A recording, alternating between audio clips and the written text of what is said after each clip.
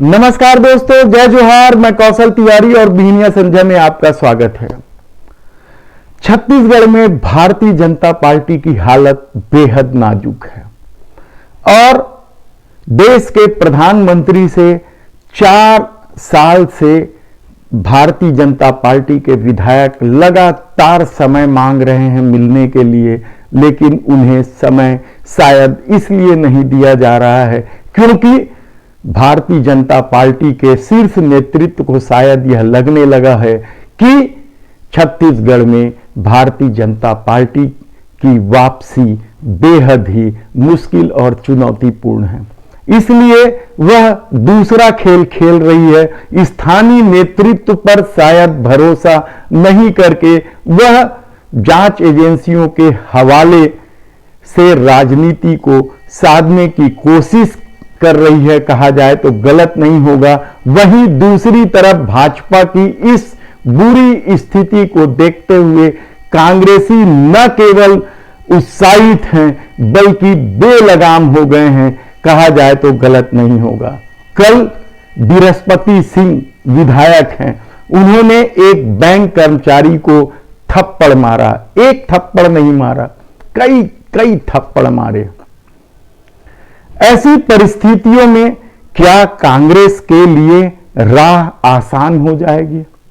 6 महीने बाद चुनाव होने हैं छत्तीसगढ़ में विधानसभा के, और भूपेश बघेल और मोहन मरकाम किसी भी हाल में सत्ता वापसी के प्रयास में लगे हुए हैं। वहीं दूसरी ओर बेलगाम होते कांग्रेसियों की जो खबरें आ रही है वह सत्ता और संगठन दोनों के लिए चिंता का विषय होना चाहिए। लेकिन ऐसा लगता है कि सत्ता और संगठन में बैठे लोग भी यह मान चुके हैं कि धान के भरोसे या बेरोजगारी भत्ता के भरोसे या नरवा गरवा गुरुआ बारी के भरोसे हम चुनाव जीत जाएंगे। तो क्या इस परिस्थिति को देखना समझना नहीं होगा?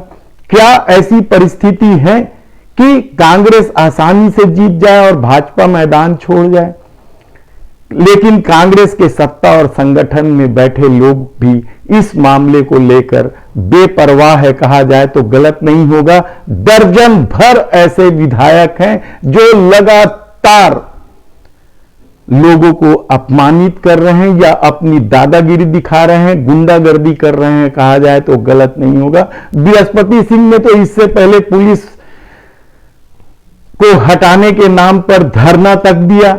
यही नहीं, उन्होंने तो यहां तक कह दिया था कि रिपोर्ट लिखाने जाओ तो थानेदार के ओहदे के हिसाब से पैसे लिए जाते हैं। छोटा थाना है तो 2 लाख रुपए और बड़ा थाना है तो 5 लाख रुपए। यह बात भी बृहस्पति सिंह ने किया था, लेकिन तब भी संगठन खामोश रही। इसके पहले 15 दिन भी नहीं बीते हैं कि मंत्री अकबर कवर्धा में जब कार्यक्रम कर रहे थे तो किस तरीके से संगठन का एक व्यक्ति, कन्हैया अग्रवाल नाम है, और विधायक के बीच, महिला विधायक के बीच तू मैं हुई, यह भी सुर्खियों में रहा। इसके अलावा भी कई सारे मामले हैं। देवेंद्र यादव का नाम ले ले आप, शैलेश पांडे का नाम ले ले आप, कई विधायकों और पार्टी से जुड़े कई पदाधिकारियों के नाम सामने आ रहे हैं जो दादागिरी कर रहे हैं, माफिया राज भी चला रहे हैं।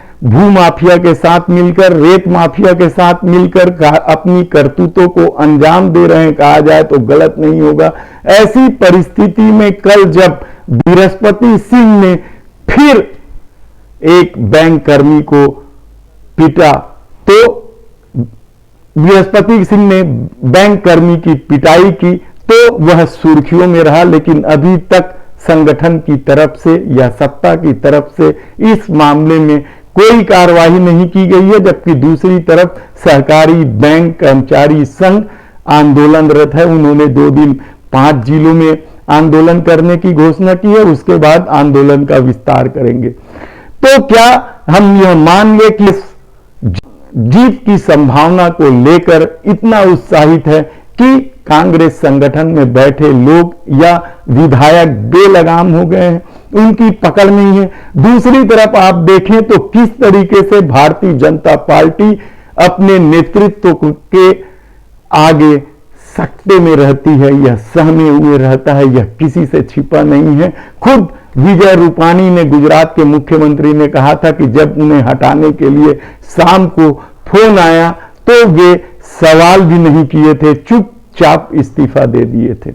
वहीं दूसरी तरफ देश भर में कांग्रेस के कार्यकर्ता या नेता किस तरीके से बेलगाम है, वह भी हैरान कर देने वाला है कि आखिर नेतृत्व कर क्या रहा है।